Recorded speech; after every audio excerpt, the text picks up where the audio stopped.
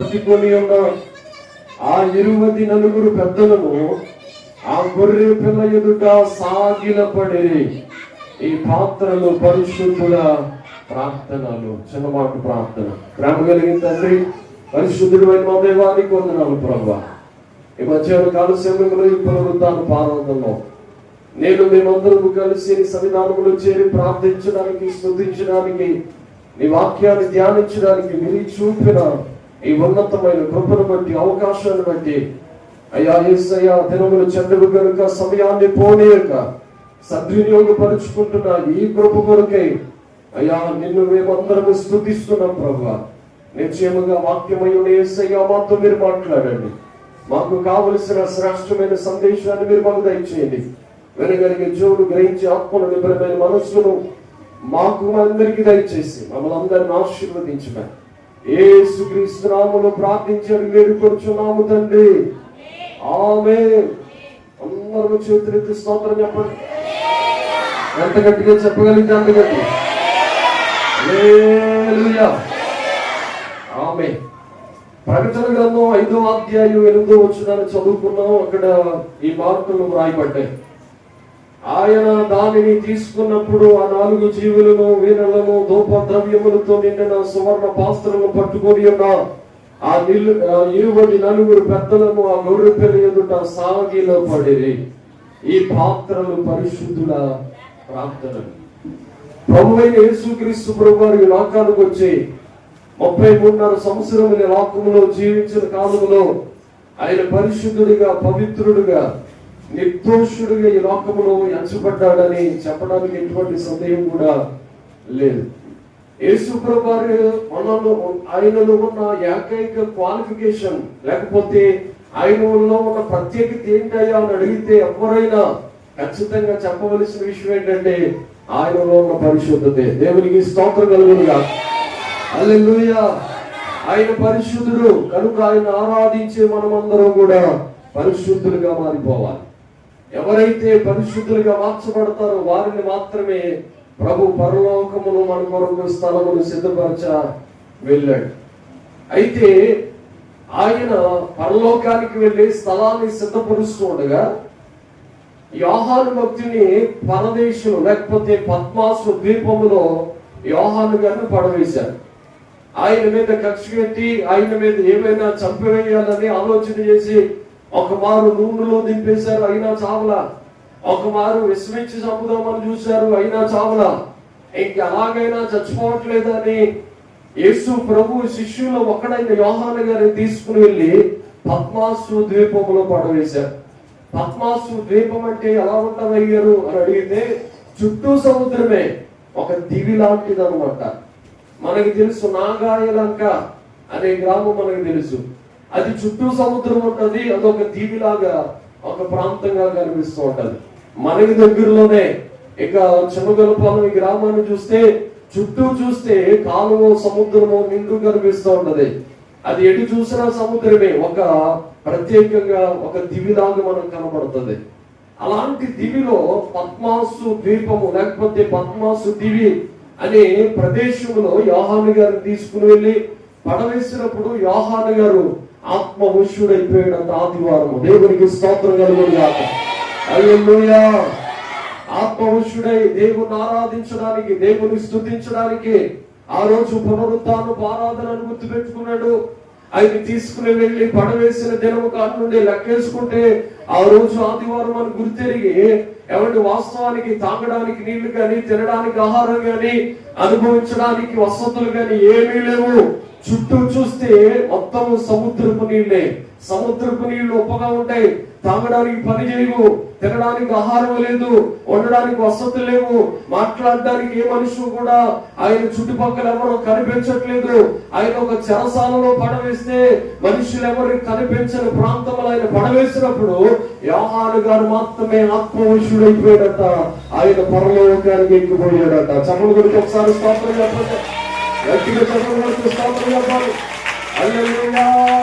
హల్లెలూయా. దేవుని దగ్గరికి డైరెక్టర్ గా పరలోకం తెరవబడ్డది. పరలోకానికి ఆయన ఎక్కి వెళ్ళిపోయాడు.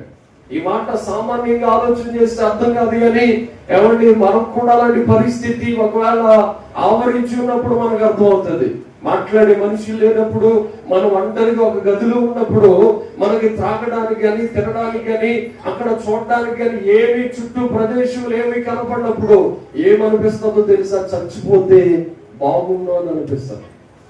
ఇక చచ్చిపోతే బాగుండు, నాతో మాట్లాడే మనుషులు లేరు కదా, తినడానికి లేదు కదా, త్రాగడానికి లేదు కదా, నేను అనుభవించడానికి చుట్టూ ఎవరు కూడా నాతో మాట్లాడేవారు లేరు కదా, సహవసించేవారు లేరు కదా, కాబట్టి నేను చచ్చిపోతే బాగున్నాను అనిపించాలి. కానీ ఎవరైతే ప్రభుని ఆరాధిస్తారో, వాళ్ళు పరిశుద్ధాత్మ చేత ఎవరైతే నింపబడతారో వాళ్ళకు మాత్రమే అనిపిస్తుంది చావు కాదు, చావుని మించిన పరలోకం ఉంటుంది. స్తోత్రం కలుగును గాక. హల్లెలూయా. ఆత్మవశుడైపోయాడట, చావు నిర్ణయం తీసుకోలేదు. ఏమంటే వాస్తవానికి మనుషులైతే చచ్చిపోవాలి అని అనుకుంటారు, కానీ యోహాను గారు చంపామని అనుకోలేదు. ఏమనుకున్నాడో తెలుసా? చంపినోళ్ళకి ఒక గ్రంథం రాసి పెట్టాలని అనుకున్నాడు. ఆయన ప్రకటన గ్రంథం రాయడం మొదలు పెడితే మొట్టమొదటిగా 7 సంఘాల కోసం పరిశుద్ధాత్మ దేవుడు పరలోకానికి తీసుకుని వెళ్ళి ఆయన శరీరంతో ఎత్తపడ్డాడు, శరీరం లేకుండా వెళ్ళాడో తెలియదు, కానీ ఆయన పరలోకానికి వెళ్ళిన తర్వాత 7 సంఘాల గురించి అక్కడ వ్రాయబడి ఉన్నది. తర్వాత గొర్రె పిల్ల కోసం రాయబడ్డది 5వ అధ్యాయంలో. ప్రకటన గ్రంథం 5వ అధ్యాయంలో గొర్రె పిల్ల అనగా ఏంటో అక్కడ వ్రాయబడడం ప్రారంభించబడ్డది. అక్కడ ఒక గ్రంథం కనిపిస్తా ఉందట. ఆయన తెల్లని వస్త్రాలు ధరించుకుని ఒక సింహాసనం మీద ఒక పెద్ద ఆయన కూర్చోవడం చూస్తున్నాడట. ఆయన సింహాసనం మీద కూర్చుని ఉంటే 24 మంది పెద్దలు ఉన్నారట. 24 మంది పెద్దలు ఏం చేశారంటే ఆయన ముందట సాష్టాంగపడి నమస్కారం చేస్తున్నారు. బాగున్నారా? ఆయన ముందట 24 మంది పెద్దలు సాష్టాంగపడు. ఒకసారి సాష్టాంగపడు, మోకరించడం కాదు, సాష్టాంగపడ్డారు.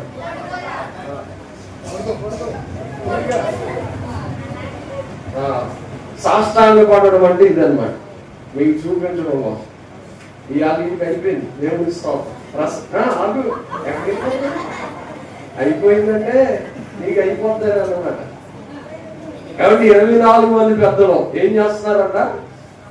ఏం చేస్తున్నారు చెప్పండి? సాష్టాంగపడ్డారు. ప్రసంగ అంశం ఇక్కడే అర్థమైపోతుంది.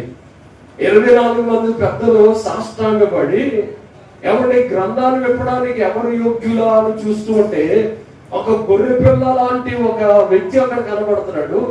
ఆయనకి 24 మంది పెద్దలు ఆయన ఎదుట సాష్టాంగపడ్డారు.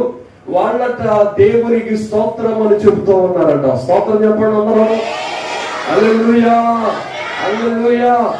ఆయన స్తుతిస్తూ ఉన్నారట. అక్కడ వ్రాయబడ్డది పరిశుద్ధుల ప్రార్థనలు. ఆ పరిశుద్ధుల ప్రార్థనలు ఎలా మార్చబడ్డాయంటే నిన్న మంది చెప్పాను, పొగవలే దేవుని సింహాసనం ఎదుటికి వెళ్ళిపోతున్నాయట. స్తోత్రం కలుగునుగాక. హల్లెలూయా. పొగవలే దేవుని సింహాసనం ఎదుటికి వెళ్ళిపోతా ఉంటే 24 మంది పెద్దలు కూడా సాష్టాంగపడి ఆయనకు నమస్కారం చేస్తా ఉన్నారు. నా ప్రియమైన సహోదరి సహోదరుడా, ఈరోజు దేవుని మాట వింటున్న మనమందరం కూడా దేవుని సన్నిధానంలో ఏం చేయాలంటే సాష్టాంగపడి ఆయనకి నమస్కారం చేయాలి. స్తోత్రం చెప్పండి. హల్లెలూయా. అవకాశం ఉంటే ఖచ్చితంగా సాష్టాంగపడి మనం ప్రార్థన చేయాలి. ఎలా చేయడం ద్వారా ఏం జరుగుతుంది అంటే మన ప్రార్థన అంట పరలోకానికి దూరం అని వెళ్ళిపోద్ది అనమాట. నేను నిన్నటి దినమంది చెప్పాను, మరలా చెప్తున్నాను. జగ్గానగరంలో విజయవాడలో ఒక పాస్టర్ గారు ఒక అద్భుతాలు చేయడం ప్రారంభిస్తా ఉన్నాడట. ఆ స్టేజ్ మీద ఏం జరుగుతుందంటే గుడ్డివారిని మోగవారిని అలాగే బలహీనులుగా ఉన్న వారిని, చేతబడు శక్తులతో ఉన్న వారిని వారందరినీ పిలుస్తున్నాడు. వాళ్ళందరూ వస్తా ఉన్నారు. వాళ్ళు కుంటి వాళ్ళు, కళ్ళు మూయబడిపోయిన వాళ్ళందరికీ కళ్ళు తెరవబడుతున్నాయి, కాళ్ళు వచ్చేస్తున్నాయి, చేతులు వచ్చేస్తున్నాయి. ఎలా జరుగుతుందో అర్థం కావట్లా. నాలాంటి ఒక చిన్న పాస్టర్ గారు అసలు ఎలా జరుగుతుంది ఇది? కళ్ళు లేని వారు కళ్ళు ఎలా వస్తున్నాయి? కాళ్ళు లేని వారు ఎలా నడుస్తున్నారు? వంకర కాళ్ళలో నిదానంగా ఎలా అయిపోతున్నాయి? వంకర చేతులు తిరిగిపోయే వ్యక్తులు మళ్ళా నిదానంగా ఎలా మారిపోతున్నాయి? ఇది ఎలా జరుగుతుందని ఆలోచన చేసి ఎక్కడ నుండి జరుగుతుందో చూద్దామని ఆ గ్రౌండ్ లో నుండి మీటింగ్ జరిగే స్థలంలో నుండి కాస్త పక్కకి వెళ్ళాడట. పక్కకి వెళితే అక్కడ పవర్ రూమ్ అని ఒక టైటిల్ పెట్టి, ఒక చిన్న గదిలో ఒక టైటిల్ పెట్టి రాయబడ్డది. పవర్ రూమ్ అనంటే అర్థం ఏంటంటే శక్తి కలిగిన ఆ ప్రదేశం అన్నమాట. ఏం శక్తి ఉంది అని ఆలోచన చేస్తూ లోపలికి వెళ్ళాడట. చిన్న లైట్ వెలుగుతుంది అక్కడ ఆ ప్రదేశంలో. చిన్న రూమ్ లో ఒక 3-4 ఒక చిన్న రూమ్ లో ఏం చేస్తున్నారో చూపిస్తా. అక్కడ వైర్లు ఉన్నాయి, అక్కడ కనుకుంటుంది ఇలాగా ఒకసారి ఒకసారి అందరూ రౌండ్గా ఆ చిన్న గదిలో ఏం చేస్తున్నారో తెలుసా? ఏమండి, అసలు ఏం జరుగుతుంది, ఎలా స్వస్థతలు జరుగుతున్నాయి, ఎలా అద్భుతాలు జరుగుతున్నాయి అని ఆలోచన చేస్తామంటే, ఇక్కడ ఇంచుమించుకో 10 మందో 15 మందో కలిసట చేతులెత్తి ఎవరి చేతులు ఒకరి చేతులు ఒకరు పట్టుకొని స్తోత్రం స్తోత్రం స్తోత్రం స్తోత్రం చెప్పడరా? ఇది చెప్పట్లేదు. అక్కడ పెద్ద శబ్దంతో ఎలా వినపడుతుందో తెలుసా? కడుపుగా దెయ్యాలగా వాళ్ళందరూ స్తోత్రమయ్యా, మా సేవకుడు స్టేజ్ మీద నిలబడ్డాడు, వాడుకున్నాయినా సేవకునికి అయ్యా నీ శక్తి ప్రవాహం వల్ల విడుదల అవ్వాలి. అయ్యా సేవకుడు గుడ్డివాళ్ళను స్వస్థపరచాలి, మగవాళ్ళని మాట్లాడేటట్లుగా చేయాలి. నీ సేవకుడు చేతులు ఉంచినప్పుడు దెయ్యాలు వెళ్ళిపోవాలి, అద్భుతాలు జరగాలి, స్వస్థతలు జరగాలి, కార్యాలు జరగాలని ఇక్కడ ప్రార్థన చేయడం మొదలు పెడతా ఉన్నారట. స్తోత్రం చెప్పండి మీరు అందరూ. హల్లెలూయా. ఇక్కడ నుండి అసలు ఏం జరుగుతుందని లోపలికి వెళ్ళి, నాలాంటి ఒక యవన కాలంలో ఉన్న ఒక సేవకుడు ఏం జరుగుతుందని లోపలికి వెళ్ళి చూస్తే వీళ్ళందరూ మా సేవకుడు బలపరిచాయి, మా సేవకుడు వాడుకయ్యా, మా సేవకుడు స్వస్థతలు అయ్యా, చేతులు ఉంచినప్పుడు స్వస్థత పొందాలయ్యా, దెయ్యాలు వెళ్ళిపోవాలని ఇలాగ ప్రార్థన చేస్తున్నారట. చేయండి బాబు. వీళ్ళు తల్లిదండ్రులు అయిపోయింది, ఇది ఎప్పుడూ మోకరించట్లేదు, ఏసు రక్తం చేయడం అయిపోయింది అని అనుకున్నారా? దేవునికి స్తోత్రం చెప్పండి. హల్లెలూయా. అలా మోకరించి ఎవరి 3 గంటలు 4 గంటలు స్టేజ్ మీద సేవకుడు దైవజనుడు నిలబడి స్వస్థతలు చేస్తా ఉంటే, అద్భుతాలు చేస్తా ఉంటే, మా సేవకుడు వాడుకోమని ఇక్కడ చేసే ప్రార్థన ఎక్కడికి వెళ్తుందో తెలుసా? ఒక ప్రవాహం వలె దైవ సేవకుడు స్టేజ్ మీదకి వెళ్ళిపోతా ఉంది. చెప్పండి, స్తోత్రం చెప్పండి. హల్లెలూయా. సేవకుడు అక్కడ వాడబడుతున్నాడంటే జరిగేది ఏంటో తెలిసి ఇక్కడ ప్రార్థన జరుగుతుంది. సేవకుడు స్వస్థతలు చేస్తున్నాడంటే ఇక్కడ ప్రార్థన చేస్తున్నారు. సేవకుడు అద్భుతాలు చేస్తున్నాడంటే ఇక్కడ చేతులు ఎత్తేవారు ఉన్నారు. అసలు ఎలాగ కార్యాలు జరుగుతున్నాయి అని ఆలోచన చేస్తే ఇక్కడ ప్రార్థన చేయడం ద్వారా, ఇక్కడ స్తుతించడం ద్వారా, ఇక్కడ ఆరాధించడం ద్వారా దేవుని పరలోకానికి ఒక పొగవలి ఈ యొక్క స్తుతి నైవేద్యం వెళ్ళిపోతుంది అనమాట. స్తోత్రం కలుగునుగాక. హల్లెలూయా. మా సేవకుడు వాడబడాలయ్యా అని ఆశ ఎవరికైతే ఉంటుందో వాళ్ళు చేతులెత్తిలాగా నిరంతరము చేస్తూ ఉంటే దైవ సేవకుడు నిలబడిన చోటల పెద్ద భూకంపం కలుగునట్లుగా గొప్ప కార్యాలు జరుగుతాయి. చెప్పండి, స్తోత్రం చెప్పండి. హల్లెలూయా. దేవుడి కార్యాలు జరగాలి అంటే ఖచ్చితంగా ఏం చేయాలో తెలుసా? ప్రార్థించేవారు ఉండాలి. ప్రార్థించేవారు. నేను పని చేస్తాను కానీ ప్రార్థన చేయలేనయ్యా అనకూడదు. నేను ఏదైనా చేయగలను కానీ ప్రార్థన చేయలేనయ్యా అనకూడదు. ప్రార్థన వస్తే ఏమైనా చేయగలవు నువ్వు. ప్రార్థన చేయడం వస్తే ఖచ్చితంగా నువ్వే పని చేయడానికైనా సిద్ధపడతావు. ప్రార్థన చేయడం ద్వారా అద్భుతాలు మనం చూస్తాం. స్తోత్రం కలుగునుగాక. హల్లెలూయా. ఈ ప్రకటన గ్రంథంలో 5వ అధ్యాయంలో 8వ వచనంలో ఏమని వ్రాయబడ్డది? ఆ ప్రార్థనలన్నీ కూడా పరిశుద్ధులా. ఏ ప్రార్థనలు అంటే అవి పాపాత్ముల ప్రార్థనలు కాదు, దొంగల ప్రార్థనలు కాదు, వ్యభిచారుల ప్రార్థన కాదు, నరహంతుల ప్రార్థన కాదు, తాగుబోతుల ప్రార్థన కాదు, ఏమంటే తిరిగిపోతుల ప్రార్థన కాదు, ఏమంటే అబద్ధాలు ఆడుతూ ప్రార్థన చేసే ప్రార్థన కాదు. ఏ ప్రార్థనలో తెలుసా? అవి పరిశుద్ధుల ప్రార్థనలు. పరలోకానికి చేర్చబడేది కేవలము పరిశుద్ధుల ప్రార్థనలు మాత్రమే. నేను చేసే పాపం చేస్తా ఉంటాను, ప్రార్థన కూడా చేస్తానంటే నువ్వు చేస్తానే ఉంటావు, కానీ పరలోకానికి మాత్రం నేను విగ్రహారాధన చేస్తాను, అది కావాలి నాకు ఇది కావాలంటే నువ్వు చేస్తానే ఉంటావు. నీ ప్రార్థన మాత్రం ఖచ్చితంగా పరలోకానికి. నేను అబద్ధాలు ఆడుతానే ఉంటాను, ప్రార్థన చేస్తానే ఉంటానంటే నీ ప్రార్థన పరలోకానికి పరిశుద్ధుల ప్రార్థనలుగా దేవుని సింహాసనాన్ని కదిలించే ఒక నైవేద్యంగా మారదు అనే సంగతిని ఖచ్చితంగా గుర్తుపెట్టుకో. నువ్వు ప్రార్థన చేస్తున్నావు కరెక్టే చాలా కాలం నుండి, కానీ దానికి ప్రతిఫలం చూడలేకపోతున్నావు అంటే నువ్వు చేయవలసింది ఏంటో తెలుసా? పరిశుద్ధము కలిగి చేసే ప్రార్థన మాత్రమే మన దేవుడు ఖచ్చితంగా వింటాడు అనే సంగతులు గుర్తుపెట్టుకోండి. వీళ్ళు చేసే ప్రార్థనలు, వీళ్ళు మోకరించడాన్ని బట్టి వీళ్ళు చేస్తున్న ప్రార్థనలట దేవుని సన్నిధానానికి చేర్చబడ్డాయి. దేవునికి స్తోత్రం చెప్పండి. వీళ్ళందరం బట్టి ఒకసారి చెప్పండి. దేవునికి స్తోత్రం కలిగిందా? హల్లెలూయా, హల్లెలూయా. ఇక్కడ 24 మంది పెద్దలు ఏం చేస్తున్నారు? సాష్టాంగపడి నమస్కారం చేస్తున్నారట. వాళ్ళు సాష్టాంగపడి నమస్కారం చేస్తామంటే ఏమంటున్నారు తెలుసా?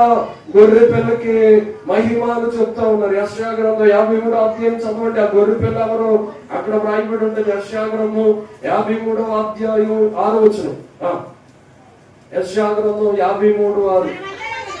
మనమందరము గొర్రె పిల్ల వలె త్రోవ తప్పితిమి, తనకి ఇష్టమైన త్రోవకు తొలగను.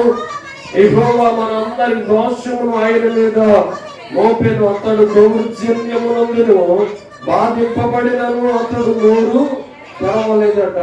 ఇక్కడ వ్రాయబడి ఉన్నది ఆ గొర్రె పిల్ల ఎవరో అనంటే మనమందరము గొర్రె పిల్లల వలె ఉన్నామట. మనమందరం ఎవరో చెప్పండి? గొర్రె పిల్లలు. దేవునికి స్తోత్రం కలుగును గాక. హల్లెలూయా. ఏం చెప్తున్నాం? మనమందరము గొర్రె పిల్లల వలె ఉన్నామట. ఇటు గొర్రె పిల్ల కదా, తోడే లేకుండా వచ్చింది. మనమందరం ఏంటి? గొర్రె పిల్లలు అంట. గొర్రె పిల్లల వలె మనం ఉన్నాము గాని త్రోవ తప్పిపోయాము. ఏమంటే వదకు తేబడిన గొర్రె పిల్ల వలె. మీరు చదవండి యోహాను సువార్త 1వ అధ్యాయం 29వ మాట చదవండి. ఆ గొర్రె పిల్ల మన గొర్రె పిల్లలందరి కొరకు, మన కొరకు యేసుక్రీస్తు ప్రభువారే గొర్రె పిల్లకి లోకానికి వచ్చాడట. రాగా ఇదిగో లోక పాపములను మోసుకొని పోతున్న దేవుని గొర్రె పిల్ల. దేవునికి స్తోత్రం కలుగును గాక. హల్లెలూయా. మనమందరం తాము తప్పితే యేసుక్రీస్తు ప్రభువారు మరొక గొర్రె పిల్లకి లోకానికి వచ్చాడు. ఈ గొర్రె పిల్ల అయిన దేవుడు ఏం చేస్తున్నాడయ్యా అనంటే మనందరి కొరకు ప్రాణం పెట్టాడు. ఆయన వదకు తేబడ్డాడు. ఆయన శిక్షించబడుతూ బాధించబడుతూ కూడా నోరు తెరవలేదు. ఆయన గుర్తించుకున్నాడు కానీ నోరు తెరవలేదట. ఒకటే మాట ప్రపంచానికి ఒక సవాలు విసిరాడు. ఆ మాట ఏంటంటే నాలో పాపం ఉన్నట్టు మీలో ఎవడైనా నిరూపించగలడా అని అడిగాడు. ఆ మాటకు జవాబు లేదు. అందరూ చెప్తున్నారు యేసుని సిలువేయండి, బరబ్బను విడిచిపెట్టండి. యేసుని సిలువేయండి, బరబ్బను విడిచిపెట్టండి. పిలాతుకు అర్థమైంది ఈయనలో పాపం ఏమి లేదు. పిలాతు భార్య చెబుతుంది అయ్యా నీతిమంతుని జోలికి నువ్వు వెళ్ళొద్దు అని చెప్తా ఉంది. పిలాతుకు అర్థమయ్యేమంటున్నాడు తెలుసా?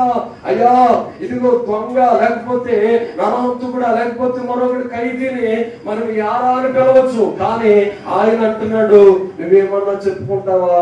ఈ నీతిమంతుల్లో నాకు ఏ దోషమును కూడా కనపడలేదు. ఆయనలో నీతి ఉన్నదని, ఆయనలో పరిశుద్ధత ఉన్నదని పిలాతుకు అర్థమైంది. అక్కడ ఉన్న ప్రజలందరికీ తెలుసు ఆయన నీతిమంతుడని. అంత మాత్రమే కాదు, పిలాతు భార్య కూడా తెలుసు యేసు ప్రభువారు నీతిమంతుడని. కాబట్టి అక్కడ ఉన్న సమాజం అంతా కూడా వారు పరిశుద్ధుడైన దేవుడు అని అందరికీ తెలుసు. నేటికి కూడా యేసుక్రీస్తు ప్రభువారిలో నేటికి మచ్చ గాని మలినము గాని డాగు గాని ఏమీ లేదు. ఆయన పరిశుద్ధుడని చెప్పడానికి ఎటువంటి సందేశం లేదు. దేవుడికి స్తోత్రం కలుగును గాక. హల్లెలూయా. ఆ నీతిమంతుడు మాత్రం ఏం చేయగలడు? ఈ గొర్రె పిల్ల కొరకు, మన కొరకు మనమందరం గొర్రె పిల్లలమై త్రోవ తప్పితే యేసు ప్రభువారు ఈ లోకానికి వచ్చి ప్రాణం పెట్టాడు. ఆయన ప్రాణం పెట్టకపోతే మనం ఏమీ చేయలేమా? ఏమీ చేయలేము. ఆయన ప్రాణం పెట్టకపోతే తప్పించబడలేమా? తప్పించబడలేం. ఆయన ప్రాణం పెట్టకపోతే మనము ఏమంటే పరిశుద్ధంగా మారలేమనంటే మారలేము. పరిశుద్ధుడు అక్కడును లేడు, మరి ఒక్కడు లేడు. అసలు నీతిమంతుడు అనబడిన వాడి భూమి మీద లేడట. దేవుని వాక్యం సెలవిస్తా ఉంది పాపము చేత నిండిపోయిన లోకములో పరిశుద్ధుడిగా ఎవరైనా వచ్చాడు అని అంటే ఆయన పేరు నజరేయుడైన యేసు. దేవునికి స్తోత్రం కలుగును గాక. హల్లెలూయా. ఆయన పరిశుద్ధుడైన దేవుడు. ఆయన దగ్గరకు వచ్చి ఆయన ఆరాధిస్తున్న మనమందరం కూడా పరిశుద్ధులుగా మారాలి. ఎప్పుడు మారుతాం? బాప్తిసం పొందితే ఎప్పుడు మారుతాం? పరిశుద్ధాత్మను పొందితే ఎప్పుడు మారుతాం? నీతి మూలముగా ఆత్మ మూలంగాను మనం పరిశుద్ధాత్మను పొంది ఎప్పుడైతే బయటకు వస్తామో అప్పుడు పరిశుద్ధులుగా మారుతాం. మిమ్మల్ని ఒక సూటిగా ఒక ప్రశ్న అడగదలిచాను. ప్రభు వాళ్ళని స్వీకరించడానికి వచ్చారు చాలా మంది, మంచిదే కానీ ఇంకా ప్రభు వాళ్ళని తీసుకోకుండా వెనకడుగు వేస్తున్నాం కదా. అయ్యా, మిమ్మల్ని ఒక మాట అడగదలిచాను. ఎందుకు తెలుసా? మీరు ఖచ్చితంగా నీతిమంతులుగా మార్చబడాలన్న ఉద్దేశం లేదా? యేసు ప్రభువారు నేడు రేపు ఒకవేళ వస్తే మనం పరిశుద్ధులుగా మారుద్దా? మారకపోతే పరలోకం ఉందా? పరలోకం లేకపోతే నిత్య నరకాగ్నిలో మండు గుండములు ఉన్నట. అక్కడ ఆకలి, ఏడ్పు, భయంకరమైన చావు, నరకము.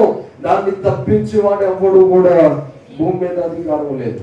యేసు ప్రభువారు ఈ లోకానికి వచ్చి ప్రాణం పెట్టకపోతే నేను పరిశుద్ధుడని చెప్పుకునే టాలెంట్, అధికారం ఏ మనుషుడు కూడా లేదు.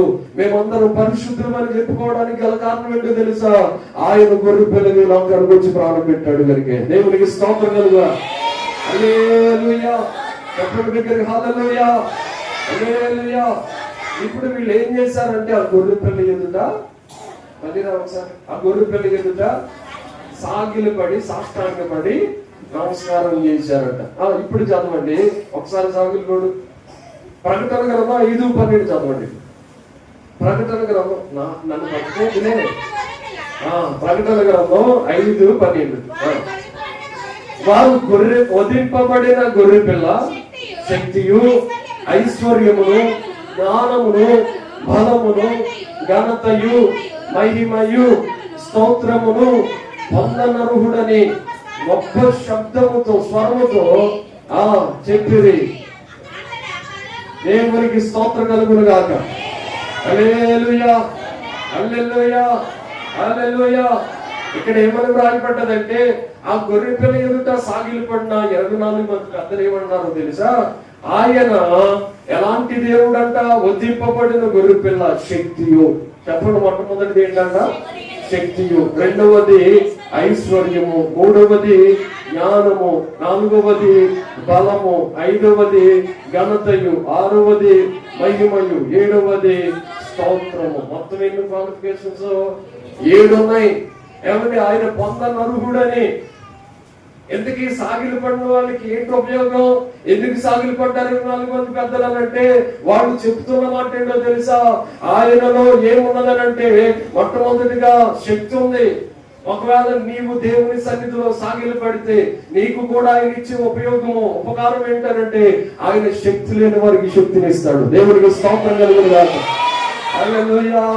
భూలోకములయ్యా నాకు శక్తి లేదు, బంధువుల్లో రక్త సంబంధికులు ఎవరు నన్ను శక్తిహీనులుగా చూస్తున్నారు తప్ప శక్తిమంతుడుగా, శక్తి నాకు నిలబడే అవకాశము, నా వెనకాల నిలబడే శక్తి ఎవరికి లేదయ్యా అనంటే దేవాతి దేవుడు అన్నాడు ఆయన ఆరాధించే మనందరికీ ఆయన శక్తిని ఇస్తాడట. స్తోత్రం కలుగును గాక. హల్లెలూయా. ప్రభుని తెలుసుకున్న మనకి ఏంటయ్యా నిరీక్షణ? ఏంటి అనంటే ఆయన పొందిన మనందరికీ ఆయన గొప్ప శక్తి కలిగిన దేవుడు. కీర్తన భాగం 147 కీర్తన 5వ చరణం చదవండి, అక్కడ రాయబడి ఉంటది. 147 కీర్తన 5వ చరణం.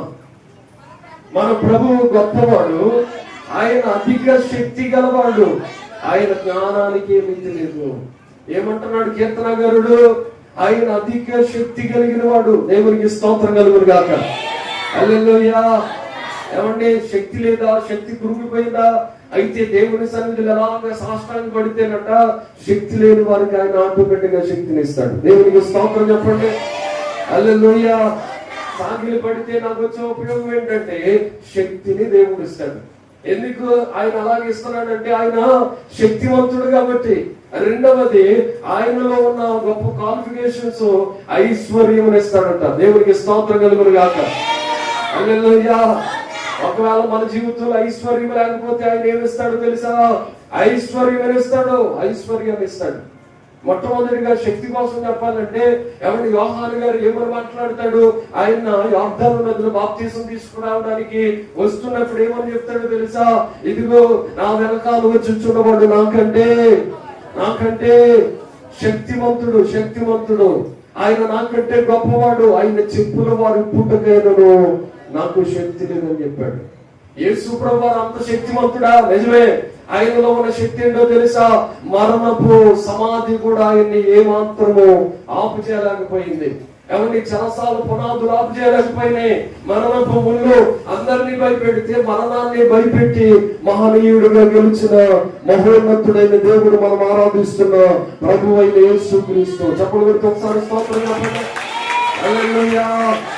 ఆయనలో శక్తి ఉంది, ఆయనలో శక్తి ఉంది. ఆ శక్తి మరణాన్ని గెలిచి మరలా తిరిగి లేపింది. మరణాన్ని గెలిచి మరలా తిరిగి లేపింది. ఈ రోజు నీకు నాకు ఒకవేళ శక్తి ఉడికిపోయి ఉంటే, శక్తి లేకుండా ఉంటే, నువ్వు ఇలాగ సాష్టాంగ పడితే దేవుని సన్నిధిలో ఏం దొరుకుతుందో తెలుసా?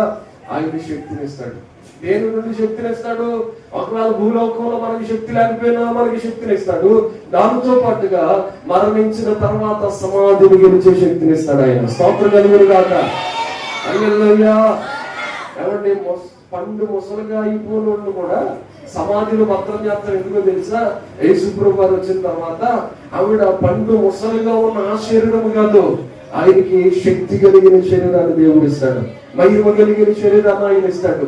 ఆయన వచ్చినప్పుడు ఆయన వెంట పెట్టుకుని పోతాడు అని మనం ఏం చేస్తామంటే కాల్చం, సమాధి చేస్తాం, భద్రపరుస్తాం ఆ శవాన్ని. కాబట్టి ఆ డెడ్ బాడీ ఎందుకు భద్రపరుస్తున్నామో తెలుసా? చనిపోయిన వారు బూడిదగా అయిపోతారు, కుళ్ళిపోతారు, ఎముకలు భయంకరంగా దుర్వాసన పడతాయని మనుషులందరూ అంటారు. కానీ ఒక రోజున యేసు ప్రభువు వారు మధ్యాకాశానికి వచ్చినప్పుడు ఏం జరుగుతుంది అంటే సమాధులు తెరవబడతాయి. పరిశుద్ధులందరూ, ఏకమందున్న వారందరూ, సమాధిలో ఉన్న వారందరూ తెరవబడబోతున్నారు. దేవుడికి స్తోత్రం కలుగును. హల్లెలూయా. హల్లెలూయా.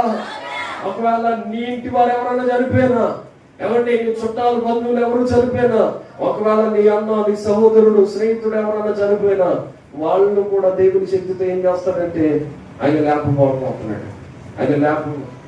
మనల్ని లేకపోతున్నాడు. దేవుని వాక్యవంతులు మనమందరం కూడా ఒకటి ఆయన శక్తిని ఇస్తాడు. రెండవది ఆయనలో ఉన్నది ఏంటంటే ఐశ్వర్యాన్ని ఇస్తాడు. ఎంతమందికి కావాలి దేవుని ఐశ్వర్యం? అయ్యా నాకు ఐశ్వర్యం కావాలి అని ఆశపడితే దేవుని దగ్గరికి వచ్చావుగా, నీవు ఐశ్వర్యాన్ని పట్టుకునే వెళ్ళాలి. ఏ ఐశ్వర్యము? దేవుడిచ్చే ఆశీర్వాదం ఎలా ఉంటదంటే ఆయన ఆశీర్వాదం అంట తరతరముల వరకు కూడా నిలిచి ఉంటది. దేవుడికి స్తోత్రం చెప్పండి. హల్లెలూయా. ఐశ్వర్యాన్ని ఎలా ఇస్తాడు? సమూయేలు మొదటి గ్రంథంలో 2వ అధ్యాయం 7వ వచనాన్ని చదవండి. సమూయేలు మొదటి గ్రంథము 2వ అధ్యాయం 7వ వచనం. యెహోవా దారిద్ర్యమును ఐశ్వర్యమును కలగ చేయవాడు, కృంగ చేయవాడును అంటున్నారా? ఐశ్వర్యాన్ని ఇచ్చేది ఆయనే, దరిద్రాన్ని కూడా కలగజేసేది. అయ్యా నాకు ఐశ్వర్యం లేదయ్యా అని అడిగితే దేవుడు ఏం చేస్తాడో తెలుసా? ఐశ్వర్యాన్ని ఇస్తాడట. స్తోత్రం కలుగును గాక. హల్లెలూయా. మనందరికి దేవుడు ఐశ్వర్యాన్ని ఇవ్వాలంటే ఏం చేయాలో తెలుసా? దేవుని ఐశ్వర్యం కొరకు మనం ఖచ్చితంగా ప్రార్థన చేయాలి. రెండవది కృంగ చేయవాడును లేవనెత్తువాడును ఆయనే. దరిద్రాన్ని ఇచ్చేది ఆయనే, ఐశ్వర్యాన్ని ఇచ్చేది ఆయనే, కృంగ చేసేవాడు ఆయనే, మరల లేవదేసేవాడు ఆయనే. కాబట్టి అధికారం ఎవరికి ఉందనంటే మనం ఆరాధిస్తున్న దేవుడికి ఒక్కడికి ఉంది. ఐశ్వర్యం కొరకు మనుషుల దగ్గరికి వెళ్ళొద్దు, ప్రాకులాడొద్దు, నాకు ఐశ్వర్యం కావాలని అడగొద్దు. సామెతల గ్రంథం 23:4 తర్వాత చదువుకోండి. ఐశ్వర్యము పొంద ప్రయాసపడకము, నీ గట్టి అభిప్రాయం కలిగినను దానిని విడిచిపెట్టు మనం రాయబడ్డది. ఐశ్వర్యం పొందడానికి పాకులాడకూడదట. నాకు డబ్బు కావాలి, ఐశ్వర్యం కావాలి, ధనం కావాలి, సిరి సంపదలు కావాలని ప్రాకులాడవలసిన పనేమి లేదు. ఎందుకనంటే ఆయన ముందట సాష్టాంగ పడితే ఆటోమేటిక్ ఏమొచ్చేస్తా చెప్పండి? ఐశ్వర్యం వచ్చేది. దేవుడికి స్తోత్రం కలుగుగా. హల్లెలూయా. వాక్యాన్ని ఫాలో అవుతున్నారా? ఆయన ముందట సాష్టాంగ పడిన వారికి ఏమొస్తుంది? గట్టిగా చెప్పాలి. మొట్టమొదటి శక్తి వస్తుంది, రెండవది ఐశ్వర్యం వస్తుంది.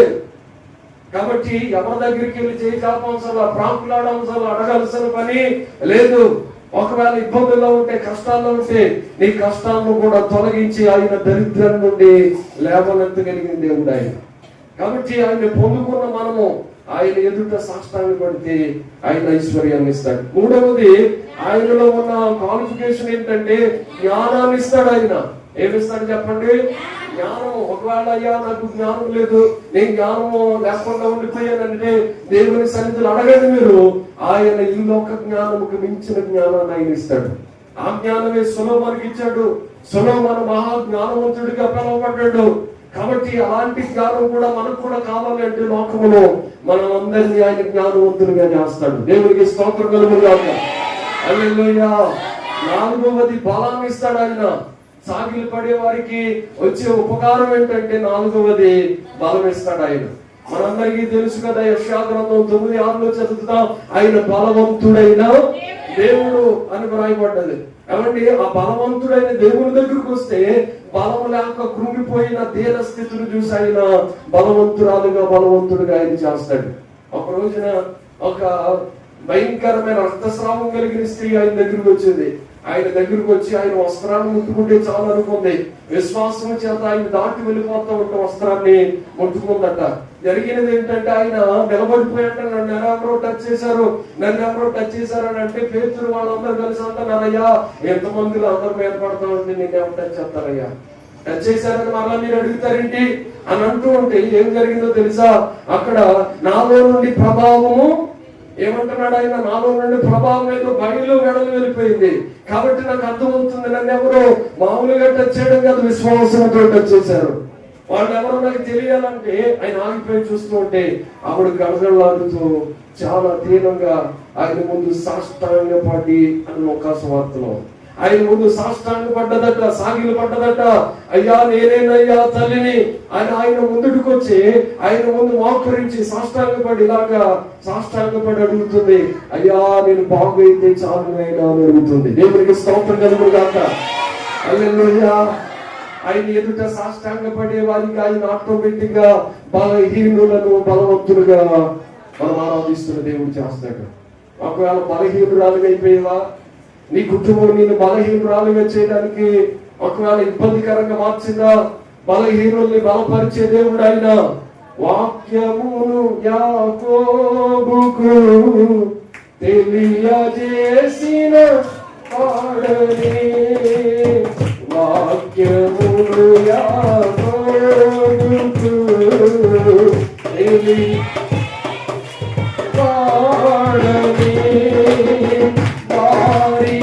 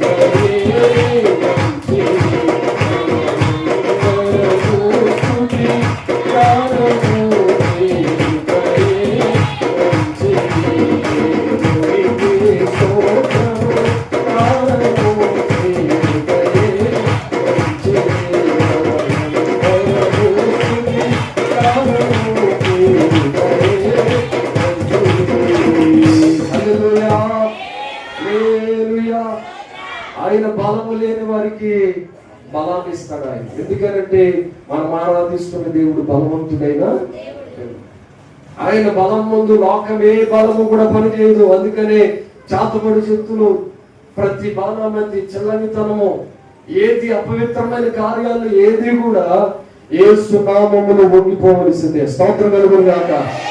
హల్లెలూయా. చాలా మంది అంటూ ఉంటారు, పిచ్చోళ్ళు చేపలు చేసేటండి మా ఇంటి కలుడు. ఎవరంట? మా ఇంటి కలుడు చేపలు చేసేటండి. కరెక్టే అయి ఉండొచ్చు. మా ఇంటి పక్క వాళ్ళతో మాకు గొడవ అయిందండి, ఆడే చేపలు చేసి ఉంటాడు. నాకు ఎందుకంటే వారం రోజులు బాట్ల, అందుకని చేతపడి చేసాడు. చేతపడి చేసాడు కరెక్టే. నువ్వేమి విశ్వసిస్తున్నావు? వాడు చేతపడిని విశ్వసిస్తున్నాడు, నువ్వేమి విశ్వసిస్తున్నావు? అమ్మా అయ్యా నా రోగం పోదేగా చేతపడి చేసాడు బాబోయ్, అమ్మ విశ్వసించి ప్రార్థన చేద్దాం. ఏం కాదనంటే చేతపడి అసలు మరలా బాగు చేయించుకోవడానికి మాంత్రికుడి దగ్గరికి వెళ్తే తప్ప చేతపడి పోదు అని చెప్పేటోళ్ళు చాలా మంది పిచ్చోళ్ళు. సరైన జ్ఞానం లేక, దేవుని యొక్క ఆలోచన లేక, ఏమంటే ఈ చేతపడి ఒక దెయ్యం ఇంకో దెయ్యాన్ని వెళ్ళగొట్టగలదా? చెప్పరేంటి మీరు?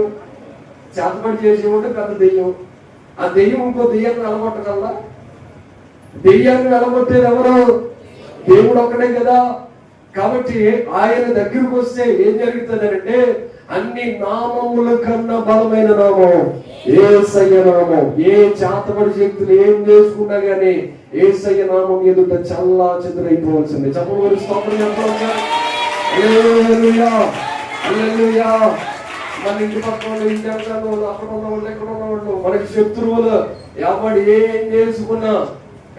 చేసుకున్నా ఖచ్చితంగా ఏ చేతబడి శక్తులు మన ఎదుట నిలబడి. ఎందుకంటే ఆయన ఆరాధిస్తున్న మనకు ఆయన శక్తి, ఆయన బలము నిశ్చయముగా మన మీద ఉంటది.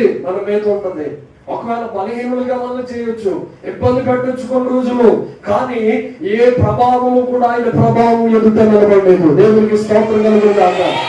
హల్లెలూయా, హల్లెలూయా. ఎవరిని నిమ్మకాయలు దొరికినా ఏం కాదు, అలాగని ఖాళీగా ఉన్నాను కదా అని ఎక్కడ పడితే అక్కడ నిమ్మకాయలు దొరుకుతానని అది కాదు నా సిద్ధాంతం. ఏమండి, ఒకవేళ తాయెత్తులు ఎక్కడ పాటేసినా నేను తొక్కొస్తాను అనమాకండి.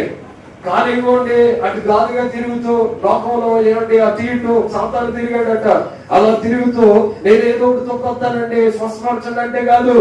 నువ్వు కుదిరికి ఇంటికాడు ఉండి ప్రార్థన చేసి విశ్వసిస్తే ఒకవేళ చేతపడి శక్తులు, చల్లగితనము, బాణమతో ఏం చేసుకున్నా గానీ యేసయ్య నామములో ప్రతి ఒక్కటి వెళ్ళిపోతుంది. దేవునికి స్తోత్రం కలుగును గాక. హల్లెలూయా. ఏది మనల్ని ఎంత మాత్రం హాని చేయదు, ఎందుకంటే ఆయన ప్రతి ఒక్క దాని మీద ఆయనకు అధికారం ఉంది. దేవునికి స్తోత్రం కలుగును గాక. హల్లెలూయా. చేతబడి శక్తుల మీద అధికారం ఉంది, దెయ్యం మీద ఆయనకు అధికారం ఉంది, దురాత్మల మీద ఆయనకు అధికారం ఉంది. ఆయన బలవంతుడైన దేవుడు అని చెప్పడానికి సందేహం ఏమి కూడా లేదు. కాబట్టి నువ్వు భయపడద్దు, ముందు ధైర్యంగా ఉండు, విశ్వసించి ప్రార్థన చేయి. ఆయన బలం ఎదుట ఏది కూడా నిలబడదు. 6వది నేను చెప్పుకుంటూ వెళ్తాను. 5వది ఘనత. ఆయన ఘనహీనులను కూడా ఏం చేస్తాడో తెలుసా? ఘనవంతులుగా దేవుడు చేయడానికి ఖచ్చితంగా ప్రభు ఇష్టపడతాడు. నాకు ఘనత లేదయ్యా, నన్ను ఎవరు గౌరవించట్లేదు, గణపరచట్లేదు అని ఆలోచన చేస్తే మనం ఆరాధిస్తున్న దేవుడే మనల్ని గణపరుస్తాడు. దేవుడికి స్తోత్రం. నేను త్వరగా ముగిస్తాను. 7వ మాట ఏంటంటే స్తోత్రము పొందమరుగుడట. మనం ఆరాధిస్తున్న దేవునికి స్తుతి నైవేద్యము అర్పించాలి. ఎవరిని, అందుకని దానియేలు గ్రంథంలో రాయబడి ఉంటది, వీరు దేవుడు సేవిస్తున్న దేవుడే నిజమైన దేవుడు, వీరిని ఆరాధిస్తున్న దేవుడు కాక ఇంకే దేవుడిని సేవించడానికి, పూజించడానికి అవకాశము. ఎందుకని ఆ మాట ఆ నెబుకద్నెజరు చెప్తున్నాడంటే మన దేవునిలో ఉన్న శక్తితో నెబుకద్నెజరు పూర్తిగా తెలిసింది. మనం ఆరాధిస్తున్న దేవుడే బబులోని దేశంలో, పరాయి దేశంలో ఆయనే ఘనుడైన దేవుడుగా, స్తోత్రార్హుడుగా నిరంతరము దేవుని స్తుతించే వారిగా బబులోని దేశం మొత్తం మారిపోయింది. ఇక్కడ ఒక్క మాట ఇంకా ప్రసంగం సరైన ప్రారంభంలోనికి వెళ్ళింది. ఒక్క మాట గుర్తుపెట్టుకోండి, ఆయన ఆరాధించే మనము సాష్టాంగపడాలి, సాష్టాంగపడి ప్రార్థన చేయాలి. ప్రార్థన చేసే మనము ఏమంటే ప్రార్థన చేయడం ద్వారా ఏం కలుగుతుంది అని అంటే, మనకి ఆయనలో ఉన్న శక్తి కలుగుతుంది, రెండవది ఐశ్వర్యం కలుగుతుంది, మూడవది జ్ఞానం కలుగుతుంది, నాలుగవది బలం వస్తుంది, ఐదవది ఘనత వస్తుంది, ఆరవది మహిమ వస్తుంది, ఏడవది స్తోత్రం వస్తుంది. దేవునికి స్తోత్రం కలుగుతుంది. హల్లెలూయా, హల్లెలూయా. ద్వితీయోపదేశకాండం 33:3 ఒక మాట చదువుదాం. ఆయనకి సాగిలు పడాలా, సాష్టాంగ పడాలా అని ఆలోచన చేస్తే సాష్టాంగ పడాలి. 33వ అధ్యాయం 3 చదవండి. ఆయన జనులను ప్రేమించును, ఆయన పరిశుద్ధులందరూ నీ వశమున నుందురు, వారు నీ పాదముల యొద్ద ఎక్కడ సాగిలు పడతారంట? ఆయన పాదాల దగ్గర సాగిలు పడ్డారు, నీ ఉపదేశమును అంగీకరించారు. ఈరోజు దేవుని మాటగా తీసుకోండి, ఏంటంటే ఆయన ఎదుట సాగిలు పడాలి. అక్కడ ఏమని వ్రాయబడ్డదో తెలుసా? ఆయన జనులను ప్రేమించును, ఆయన పరిశుద్ధులందరూ నీ వశమున నుందురు. దేవుని ఎదుట, ఆయన పాదాల ఎదుట సాగిలు పడి ఎవరైతే నాకు ఇది కావాలని ఆయన అని అడుగుతారో ఖచ్చితంగా దేవుడు వారికి అటువంటి కృపను ఖచ్చితంగా ఇస్తాడు. దేవుని సన్నిధిలో ఉన్నానయ్యా, నేను మోకరించాను, ప్రార్థన చేశాను, అన్ని జరిగినాయి, ఇప్పుడు ఏం చేయాలి, నెక్స్ట్ ఏం చేయాలి అని అంటే ఆయన ఎదురు సాగిలు పడుకో. నీ వల్ల కావట్లేదా, నీ వల్ల అవట్లేదా, ఆయన ఎదురు సాగిలు పడి ప్రార్థన చేయడం ప్రారంభించు. సాగిలు పడడం ఎప్పుడైతే ప్రారంభిస్తావో దేవుడు అంటే ఖచ్చితంగా కార్యాలు చేయడం మొదలు పెట్టేస్తాడు. దేవుడికి స్తోత్రం కలుగుగాక. హల్లెలూయా. సాగిలు పడి వారు ఏం చేస్తున్నారంట? ఉపదేశమును అంగీకరిస్తున్నారు, ఉపదేశాన్ని అంగీకరిస్తున్నారు. ఇంకొక మాట చదువుదాం. దానియేలు గ్రంథం 7వ అధ్యాయం 17 చదవండి. దానియేలు గ్రంథం 7:17. ఎట్లనగా 4 లోకమందు ప్రభుత్వము చేయబోవు 4 రాజులను సూచించుచున్నవి. అయితే మహోన్నతుని పరిశుద్ధులే రాజ్యాధికారము నొందుదురు, వారు యుగ యుగములు యుగాంతముల వరకు రాజ్యమేలుదురు. దేవునికి స్తోత్రం కలుగుగాక. హల్లెలూయా. ఈ సాగిలు పడిన పరిశుద్ధులకి దేవుడు ఏమిస్తాడో తెలుసా? వారట యుగ యుగముల వరకు రాజ్య పరిపాలన చేస్తారు. పేతురయ్య గారు ఒక రోజున యేసు ప్రభు వారి దగ్గరికి వెళ్ళి అడిగాడు ఇలాగా, అయ్యా మేము ఇంటిని వదిలేసుకున్నాం, బంగారం వదిలేసుకున్నాం, మా ఇల్లును వదిలేసుకున్నాం, మాకున్న ఆస్తులు వదిలేసుకున్నాం, ఆఖరికి భార్య పిల్లలను కూడా ఇంటి దగ్గర విడిచిపెట్టేసి నీ రాజ్యంలో నీ సువార్త, నీ మాట నీ దగ్గరకు వచ్చేసాం, నీ వెనకాల 3-4 సంవత్సరాల పాటు వెంబడించాం, మాకేంటి ఉపయోగం అని అడిగాడు. పేతురు అడగగానే ప్రభు ఏం చెప్పాడో తెలుసా? ఇదిగో ఈ లోకంలో నాకు మీకు కలిగిన వాటన్నిటిని విడిచిపెట్టారు. మీకు నిజమే ఆస్తులు విడిచిపెట్టారు, బంగారాన్ని విడిచిపెట్టారు, ధనాన్ని విడిచిపెట్టారు, సమస్తాన్ని విడిచిపెట్టారు కదా నా కోసం. ఇహమందు చాలా రెట్లు, అక్కడ రాయబడి ఉంటది, ఇహమందు చాలా రెట్లట పరలోకంలో నిత్య జీవం కూడా ఇస్తానన్నాడు. దేవునికి స్తోత్రం చెప్పండి. హల్లెలూయా. ఆయన కోసం ఏదైనా వదిలేసుకున్నావు ఎప్పుడన్నా? పేతురు అంటున్నాడు, నేను ఇది వదిలేసుకున్నానయ్యా.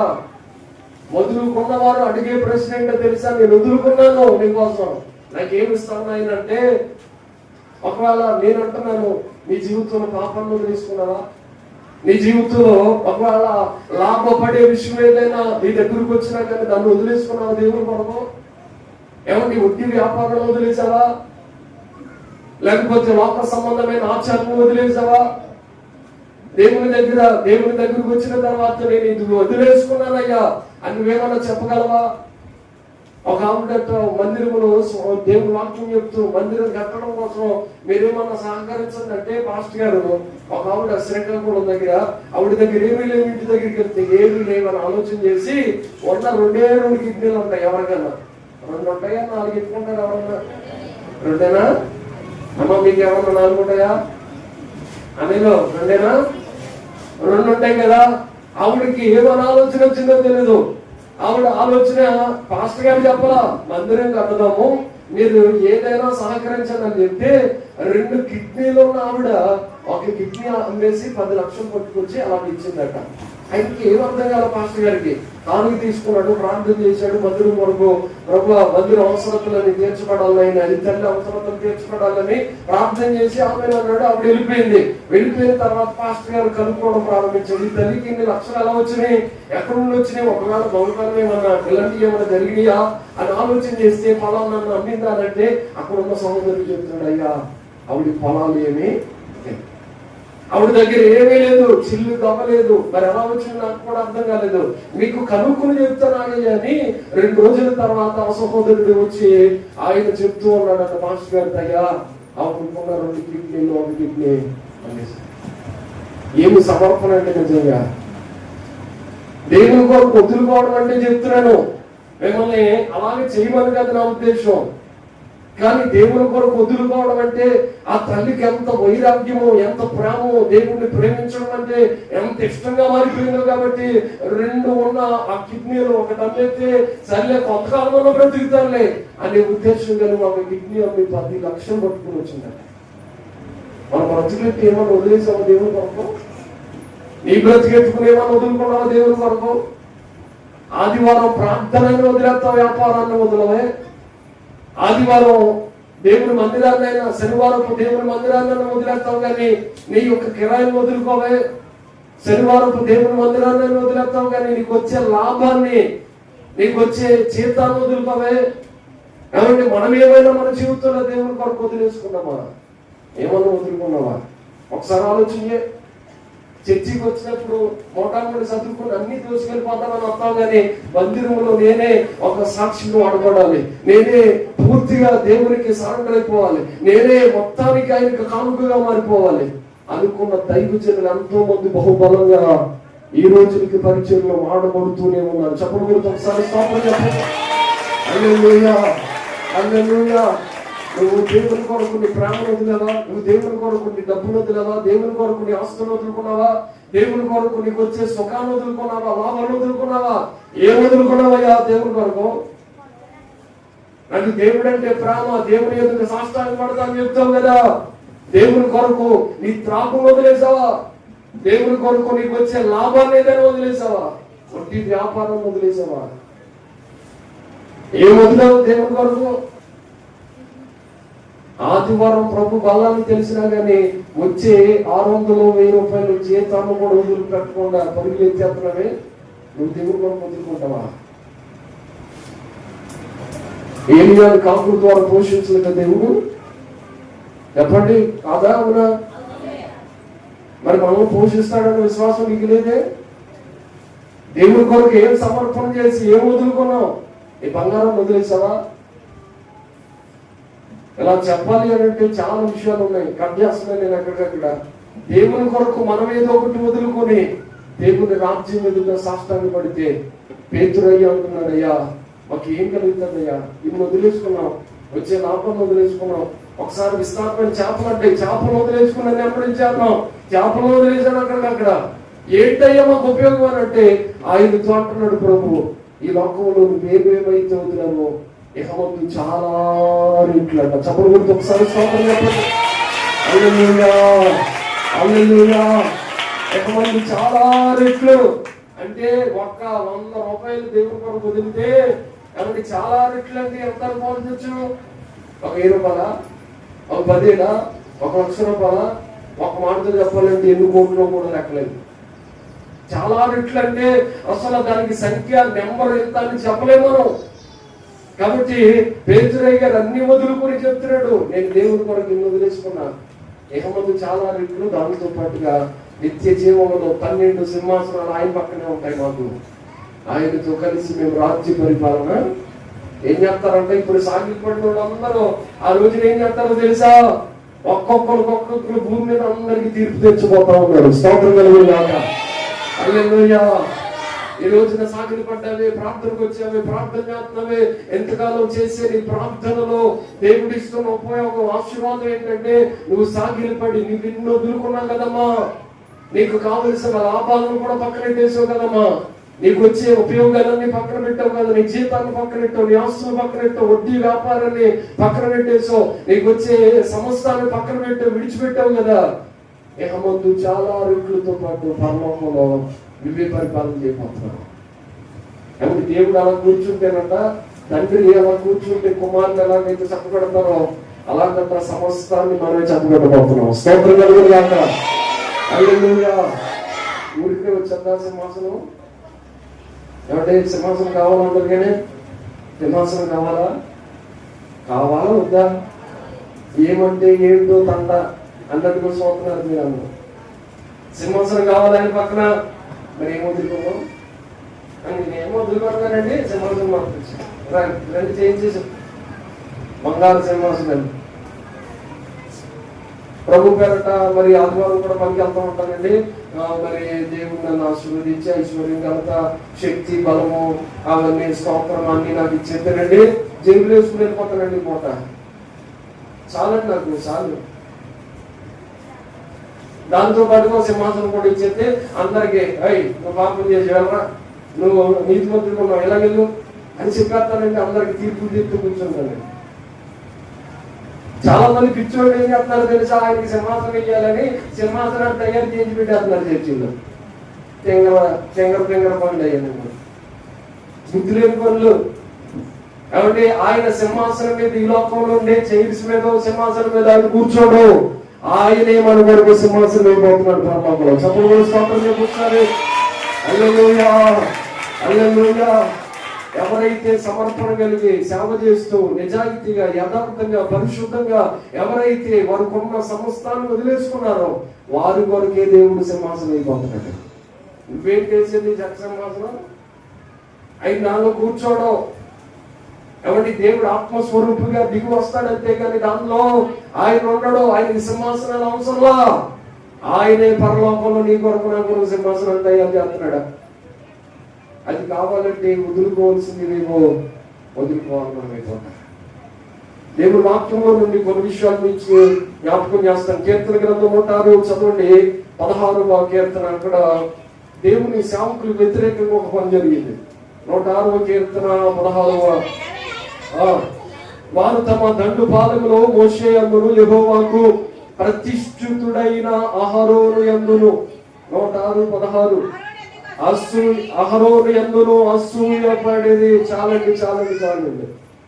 ఇక్కడ ఏం జరుగుతుందంటే మోషే అహరోనుల మీద తిరుగుబాటు చేసి, వాళ్ళెవరో సేవకుల మీద తిరుగుబాటు చేసి, అంతకాలం మీరే చెయ్యాలా, మేము చేయకూడదా, మీ భాషలో అవ్వకూడదా, మీ కుటుంబమేనా ఇంకా ఏమన్నా అనుకోండిలో, మీ తర్వాత లేవి కుటుంబమేనా, మీ భాషలో అవ్వకూడదా అనే ఫీలింగ్ వచ్చేసింది. వాస్తవంగా జరిగింది చెప్తున్నా వినండి. వైజాగ్ లో దైవజనులు జఫన్ శాస్త్రి గారు అయ్యారు తెలుసా మీకు? చాలా మంది తెలుసు. జఫన్ అయ్యారు సంఘంలో ఉన్నట్ట ఒక పెద్ద ఆయన. అప్పటికే ఆయన వయసు పెద్దది. పాస్టర్ గారు కూడా ఏమంటే అన్నా అనేవారట. ఆ సహోదరుడు ఏం చేశాడంటే వినండి, ఒక రోజు ఎవరో ఒక ఆయన దగ్గర, చర్చ్ మెంబర్ దగ్గర, బైబిల్ దగ్గర పాస్టర్ గారికి ఏ పని ఉండాలా, ఆదివారం ఒక రోజు 1 గంట ప్రసంగం చేస్తే చాలు. ఇక వారం అంతా గుడ్లు తినేడు, చెప్పండి, గుడ్లు తినేడు, ఏమంటే ఇచ్చిన బియ్యాన్ని తినేడు, కానుకలు తినేడు, ఇయ్యే కదా. వారం ఒక రోజు, వారంలో 1 గంట ప్రసంగం చేస్తే చాలు, పెంచేది చాలంతే అని అన్నాడట. ఈ వార్త అక్కడే ఉండిపోతా ఉండదు కదా. ఆ నోట ఈ నోట మొత్తానికి ఫాస్ట్ గా జీవుడికి వచ్చేసింది. ఆయన వాక్యంలో పెట్టుకుంటే రకం కాదు, డైరెక్ట్ గా లెమ్మగాలన్నమాట. అయితే ఆయన ఆ సహోదరుడి దగ్గరికి ఒక రోజు ఇంటికి వెళ్ళాడట. ఆ సంఘ పెద్ద దగ్గరికి ఇంటికి వెళ్తే ఇంటికాడ కూర్చొని అన్న పరిచర్య విస్తారం అవుతుంది అన్న. అవును పాస్టర్ గారు. ఎప్పుడు కూడా తోగాడు మాట్లాడేవాడు కదా పాస్టర్ గారు అని గౌరవంగా మాట్లాడేవాడు. అవును బ్రదరు, నిజంగా అవును పాస్టర్ గారు అండి, పరిచర్య విస్తారం అవుతుంది, నేను ఒక్కడే చేయలేకపోతున్నాను. అవును నిజంగా నువ్వు ఒక్కడే చాలా కష్టపడుతున్నావు పాస్టర్ గారు అని అంటా ఉంటే వెంటనే పాస్టర్ గారు అన్నారట, అయ్యా నీకు చాలా కష్టం అవుతుంది, నేను పరిచర్యలు సంఘాలు ఎక్కువైపోతున్నాయి కాబట్టి మీకు ఒక అమ్మాయి అబ్బాయి ఉన్నారు కదా, సేవకిచ్చేయండి అన్నాడట. సేవకిచ్చేయండి అని అంటే వెంటనే అన్నాడట ఆయన, సేవ వాళ్ళు ఏం చేస్తారులే పాస్టర్ గారు. ఏంటంట సేవ వాళ్ళు ఏం చేస్తారులే పాస్టర్ గారు అని వాళ్ళు ఏమవుతుంది. కాదు బ్రదరు, నిజంగా చాలా సేవ విస్తారం అవుతుంది, ఏదో ఒక మందిరంలో వాళ్ళు పరిచారకులుగా పెడతాను, పరిచయం చేస్తూ ఉంటారు, నేను వాక్యం చెప్తాను, డైరీకి వెళ్ళి ఆరాధన చేస్తూ ఉంటారు, ఇచ్చే బ్రదరు అని అంటే ఆ పాపని బాబుని సేవ చేయలేదయ్యా, వాళ్ళు వల్ల ఏమవుతుంది, వాళ్ళు వల్ల కాదు అని అనడం ప్రారంభించాడట. వెంటనే పాస్టర్ గారు అన్నాడట, వెంటనే ఏమన్నాడో తెలుసా, అలా నిలబెట్టి ఆయనతో మాట్లాడుతా అన్నాడట, ఏమోదే అయ్యా అన్న, ఇదిగో వారంలో ఒక రోజు ఈడిస్తే ఒక గంట ప్రసంగం చేస్తే చాలు, వారం నిండా గుడ్లే గుడ్లు, చెప్పండి, వారం నుండి గుడ్లే గుడ్లు, మాంసమే మాంసం, ఇక తినడానికి తిండి కరువు ఉండదు, ఉండడానికి ఏమి కరువు ఉండదు, వారంలో ఒక రోజు చేస్తే చాలు కదా అన్నాడట. ఇలా చూస్తున్నాడట, అటు ఇటు ఆయన అంటూ చూస్తున్నాడట, మనిషి కనబడతాడట, సాష్టాంగ పడిపోయాడు. మాస్టర్ గారి ముందు సాష్టాంగ పడి, అన్న తప్పైపోయిందన్నా, అన్న సారీ అన్నా అని కాళ్ళు ఎత్తుకుని ఏం చేస్తున్నాడట. బ్రదరు ఏం కాదు, అసలు ఎందుకన్నావు నువ్వు ఎవరు దగ్గర అన్నావు నాకు తెలీదు, ఆ మాట నా దగ్గర వరకు వచ్చింది అంటే, ఈ సొంత పిల్లలు ఇవ్వడానికి అయితే సేవ అంటే కష్టమని, సేవ అంటే నీతని, సేవ అంటే పరిశుద్ధతని, అలా ఉంటేనే సేవ చేయాలని, లేకపోతే సేవ చేయడానికి కూడా అర్హులు కాదని, మీ పిల్లలైతే కష్టమని అర్థమయ్యి ఇవ్వడానికి ఇష్టపడట్లేదే, మరి నీ తోటి దైవజనుడైన నేను అలా మాట్లాడటం కరెక్ట్ అయిన బ్రదరు అని అనగానే, ఎవరైతే ఏ నోటితో అయితే ఏ బ్రదర్ అయితే అన్నాడో, ఇప్పుడు ఆ సంఘ పెద్దే ఈ రోజునట 3 సంఘాలకి ఒక బలమైన సంఘ పెద్దగా మారిపోయాడు. చప్పలు ఒకసారి స్తోత్రం చెప్పండి, గట్టిగా చప్పలు స్తోత్రం చెప్పండి. హల్లెలూయా.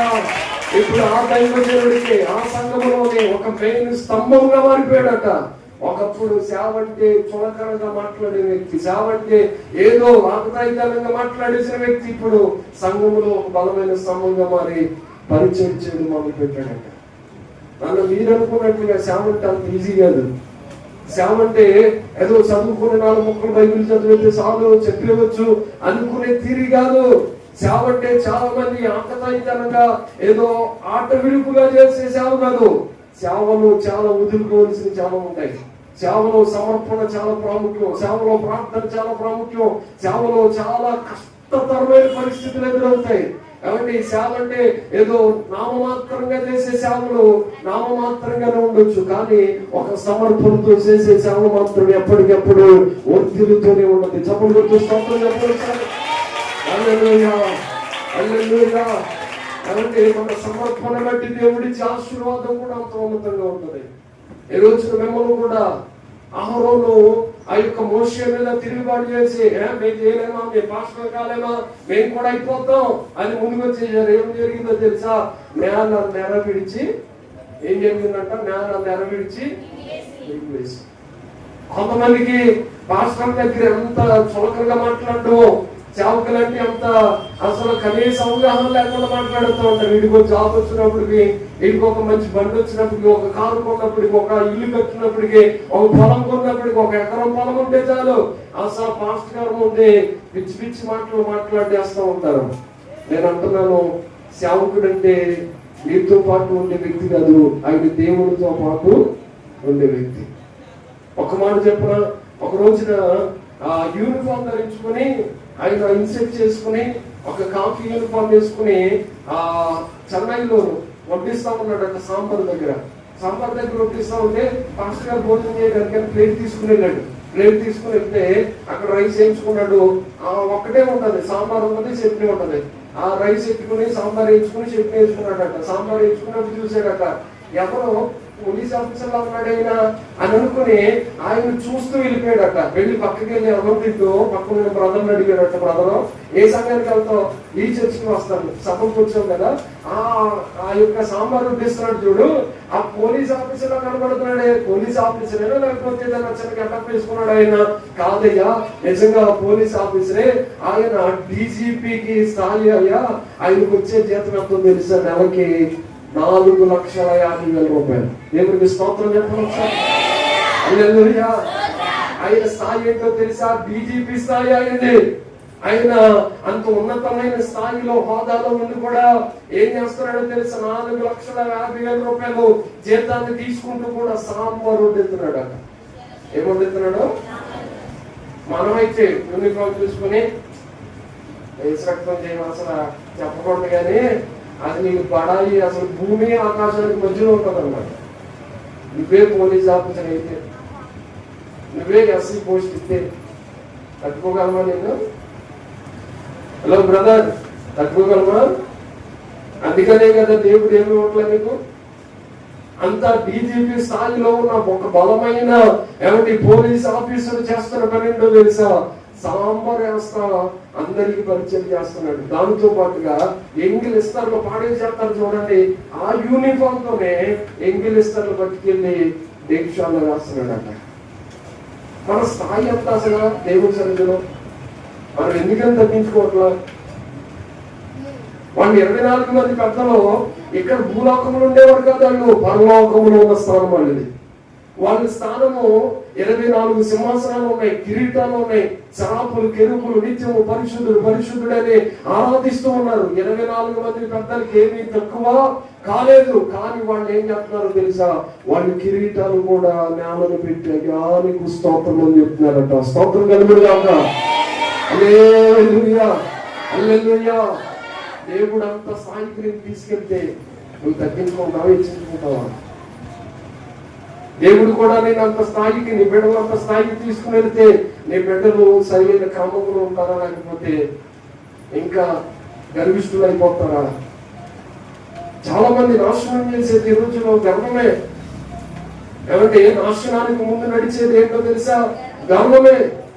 గర్వం పాడు చేస్తుంది. గర్విష్ఠుల కంట కారు చీకట్లో దీపం మారిపోతారు సామెతల గ్రంథంలో ఉంది. గర్విష్ఠులు నడుస్తూనే ఉంటారు, వారు దీపం మారిపోద్ది. దీపం మారిపోవడం అంటే వాళ్ళు పట్టుకెళ్లే దివిటీ కాదు ఆరిపోయేది. దీపం మారిపోవడం అంటే కొవ్వొత్తి కాదు ఆరిపోయేది. మనిషి చనిపోతే ఎక్కడ పెడతారు? తల దగ్గర దీపం పెడతారు, దీపం వెలిగిస్తారు, ఒక క్యాండిల్ వెలిగిస్తారు. దీపం మారిపోవడం అంటే మనిషి చనిపోయే స్థాయికి వచ్చేస్తారు అన్నమాట. గర్వం ఎంత ప్రమాదం తెలుసా? తగ్గించుకోకుండా విరవీగిపోతే, తగ్గించుకోకుండా కాలు ఎగరెత్తే, తగ్గించుకోకుండా దేవుని సన్నిధిలో సమర్పణ లేకుండా, భయం లేకుండా, దేవుని ఎదుట నీతి లేకుండా, పరిశుద్ధత లేకుండా ఉంటే తస్మాత్ జాగ్రత్త జాగ్రత్త. దేవుడు ఖచ్చితంగా మనం క్షమించుకునే విషయాన్ని గుర్తుపెట్టు. ఎంత భయం కలిగయా నీ ఎదుట నేను ఇలా నిలబడ్డానికి కూడా అర్హత నాకు లేదని తగ్గించుకున్నట్ట వాళ్ళు కిరీటాలు ఆయన ముందు కడుతున్నారు. 4:10 చదవండి. ఇప్పుడు అదే ప్రకటన గ్రంథం 4:10.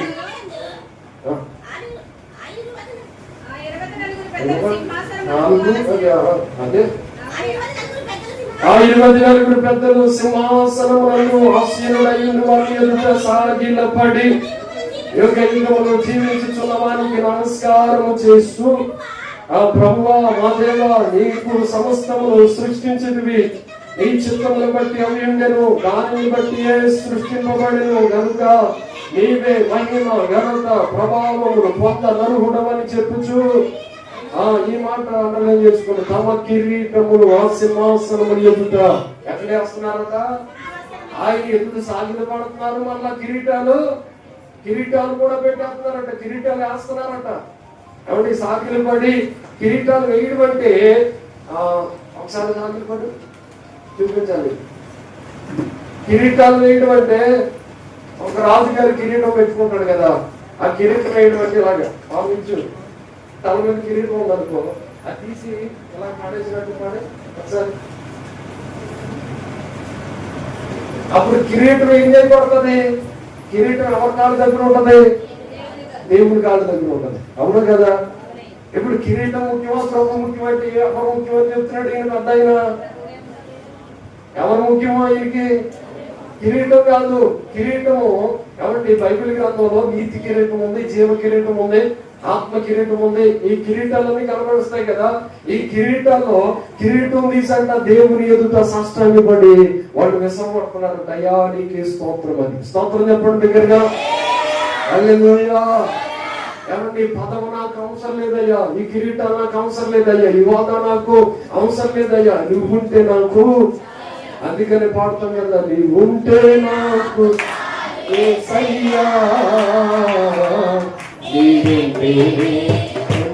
యేసయ్యా, నీ మాట చాలయ్యా, నీ చూపు చాలయ్యా, నీ తోడు చాలయ్యా,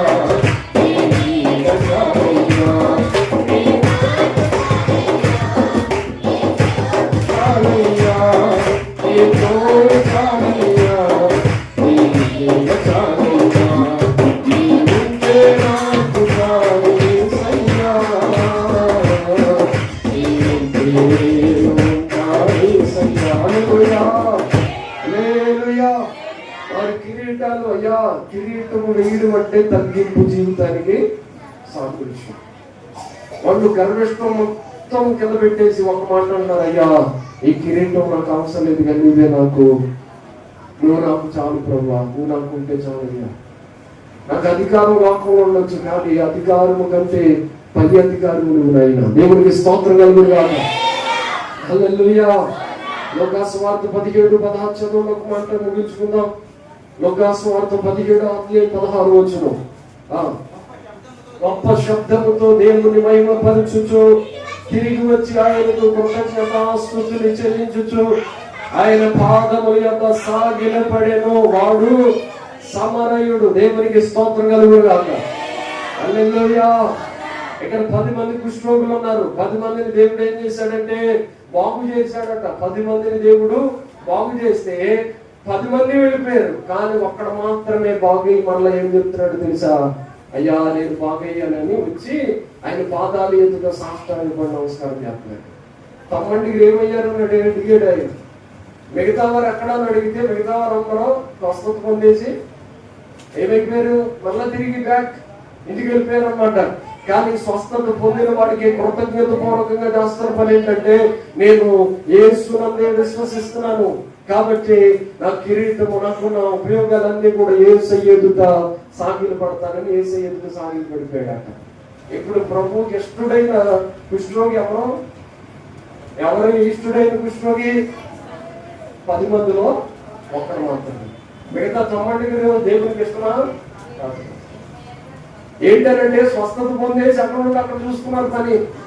చాలా మంది దేవుడి మందిరానికి వచ్చి స్వస్థత పొందేసి వెళ్ళిపోతారు, మళ్ళా చిన్న సాక్ష్యం కూడా చెప్పరు. దేవుడి మందిరానికి వచ్చి ఏమంటే అన్ని కార్యాలు చూస్తారు, కానీ చిన్న సాక్ష్యాలు చెప్పరు.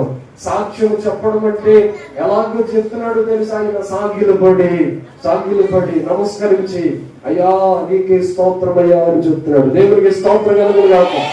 హల్లెలూయా. కృతజ్ఞతాస్తుతులు చెల్లిస్తా ఉన్నాడు, దేవుని స్తుతిస్తూ ఉన్నాడు. ఆ యొక్క కుష్ఠరోగి అర్థమైంది, దేవుడిని సాగిలు పడితే ఎన్నో ఉపయోగాలు. ఆయన అంటున్నాడు, సమరయుడా నన్ను వెంబడించని చెప్పాడు. ఏమండి, సాగిలు పడిన వారికి ముందే జరుగుతాయో నేను చాలా విషయాలు ముందే చెప్పుకుంటూ వచ్చాను. నేను ముగిస్తున్నాను. సాగిలు పడ్డారు 24 మంది పెద్దలు సాగిలు పడ్డారు. ఇంకా ఏమంటే ప్రజలందరూ సాగిలు పడ్డారు. వారితో పాటుగా దానియేలు గ్రంథంలో ఆయన రాజ్యం ఎదుట చాలా మంది సాగిలు పడి నమస్కారం చేశారు. ఇక్కడున్న కుష్ఠరోగి కూడా సాగిలు పడి యేసయ్య ఎదుట నమస్కారం చేస్తున్నారు. మనమందరం సాగిలు పడితే దేవుడు ఐశ్వర్యం ఇస్తాడు, దేవుడు జ్ఞానం ఇస్తాడు, దేవుడు బలం ఇస్తాడు, దేవుడు ఘనత ఇస్తాడు, మహిమ ఇస్తాడు, స్తోత్రం అని మనకి అర్పించేటట్లుగా చేస్తాడు. ఆయన ఎదుట సాగిలు పడకపోతే అంత మాత్రం మనల్ని దేవుడు ఆశీర్వదించాడు. సాగిలు పడతావా, తగ్గించుకుంటావా, ఒప్పుకుంటావా, దేవుని ఎదుట సమర్పణ కలిగి ఏదైనా వదులుకోవడానికి ఇష్టపడతావా? అయితే మోకరించిన ప్రార్థన చేసుకుందాం. దేవుడి మాటలు మన వెనుకల్లో దీవించి ఆశీర్వదించును గాక. మనం ప్రార్థన చేసుకుందాం. దేవుడి ఎదుట సాగిలు పడి ఒక నిమిషం ప్రార్థన చేద్దాం. 24 మంది పెద్దలు సాగిలు పడ్డారట. అయ్యా నువ్వే స్తోత్రాదుకుడివి, అయ్యా నీకే మహిమ, నీకే ఘనత, నీకే అయ్యా నువ్వే బలమున పరుగుడు ఆయన. బలము లేదా బలమిచ్చే దేవుడు ఆయన, శక్తి లేదా శక్తినిచ్చే దేవుడు ఆయన, ఐశ్వర్యము లేదా ఐశ్వర్యాన్నిచ్చే దేవుడు ఆయన, జ్ఞానము లేదా జ్ఞానాన్నిచ్చే దేవుడు ఆయన, ఘనత లేదా ఘనతనిచ్చే దేవుడు ఆయన, మహిమ లేదా మహిమనిచ్చే దేవుడు ఆయన. మనమందరం అప్పుడు దేవునికి స్తోత్రం అని చెప్పవలసిన వారమై ఉన్నాం. దేవుని కొద్ది నిమిషాలు స్తుతిద్దాం. దేవుడి నుంచి ఏమైనా మాట్లాడితే స్వరగంతలు ప్రార్థన చేయాలి. దేవా ఈ విషయంలో నాకు చేయాలి ప్రార్థన చేయాలి. ప్రభువా నేనేమి వదులుకోకుండా నీ ఎదుట సాగిలు పడుతున్నాను. అయ్యా పేతురు వల్లే నేను సమస్తాన్ని వదులుకున్నాను, నాకు వచ్చే లాభాన్ని వదులుకున్నాను, నాకు వచ్చే కష్టార్జితాన్ని వదిలేసుకున్నాను. దేవుని కొరకు నేను పొందుకున్న దాన్ని దేవుని కొరకు అబ్రహాము వల్లే నేను వదులుకున్నాను కాబట్టి దేవుడు నన్ను ఆశీర్వదించాడని సాక్ష్యం చెప్పగలవా? నువ్వు దేవుని కొరకు ఏమైనా వదులుకున్నావా? ప్రభు చాలా సూటిగా మనతో మాట్లాడుతూ వచ్చాను. సాగిలిపడు ప్రార్థన ఒక నిమిషం ఇంకా స్వరమెత్తని ప్రార్థన చేయండి. ఇంకా స్వరమెత్తని ప్రార్థన చేయండి. అవును ఏసయ్యా ఏసయ్యా ఏసయ్యా ఏసయ్యా ఏదుగా సాగిలి పడుతున్నాయా పరలోకంలో 24 మంది పెద్దలు సింహాసనాలు ఉన్నాయని మాకన్నీ కలిగినాయని ఏమాత్రం నిర్లక్ష్యంగా లేదయ్యా, గర్వంతో లేదయ్యా, సాగిలి పడిపోయారయ్యా. వారికి ఇష్టంగా బ్రతకడానికి ఇష్టపడుతున్నారయ్యా, కిరీటాన్ని ముందు పెడుతున్నారయ్యా, సాగిలి పడుతున్నారయ్యా. అయ్యా మేము కూడా ఏదుగా సాగిలి పడుతున్నాం ఆయన, తగ్గించుకున్నాము ఆయన. గర్వము నాశనానికి నడిపిస్తుందని చెప్తున్నాం అయ్యా. వేస్తే నేను ఎక్కడ గెలుపుస్తుని కాకూడదయ్యా. అయ్యా నీ చిత్తానికి నేను లోబడాలి, నీ యొక్క సమర్పణకి నేను లోబడాలి అయ్యా. నన్ను అలా సిద్ధపరిచిన ఆయన ప్రార్థన చేయండి. ఒక ఐఏఎస్ ఆఫీసరే తను చాలా తగ్గించుకుని దేవుడి సన్నిధులు చూపించుట 4,50,000 రూపాయల నెలకి, సంవత్సరానికి కాదు నెలకే అంత జీతాన్ని తీసుకుంటున్న వ్యక్తి దేవుని ఎదుట చాలా తగ్గింపు కలిగి దేవుని మందిరం ఇస్తారులంటున్నాము. ఎంతో ఆశ్చర్యం కదా, సాంబారుడు ఎంతో ఆశ్చర్యం కదా. మనం అలా దేవుని మందిరము దేవుని ఎదుట సాగిలిపడ్డావా? సాగిలిపడుతానుగా తగ్గించుకుంటే సంతోషం.